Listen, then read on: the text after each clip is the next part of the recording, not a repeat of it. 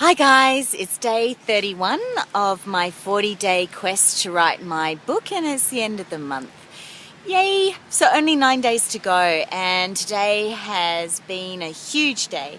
One of the things I'm writing about in my book is this thing that I call the archetypal stages of growth, which is childhood, when you start something new, teenager, when you have that kind of angst, young adult, when you start to be launching out and actually things come into flow, and then mature adult, when things start to consolidate. And today, even though it's Saturday, it's been a huge day in my business. I remember there's some quote, I don't know where it's from, and it says something like, the quality of a man is not measured during a time when things are good, but measured during times when things are difficult. And I think that's so true.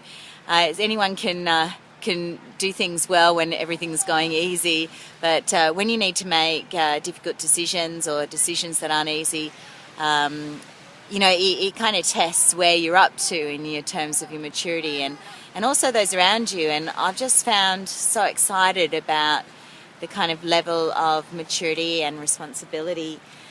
People walking past, I'm about to go off and have some dinner in Manly because I'm a bit tired.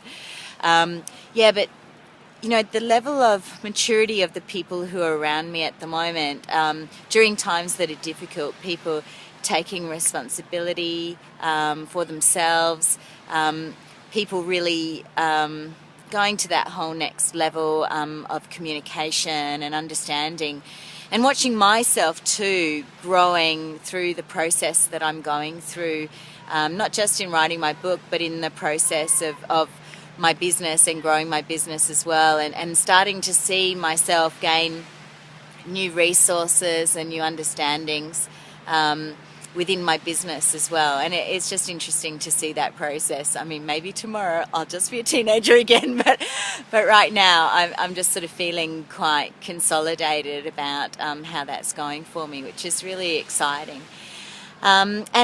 And I'm doing the Lover's Key at the moment. I've been writing about that today. And one of the concepts in the Lover's Key is this idea of discernment, that, how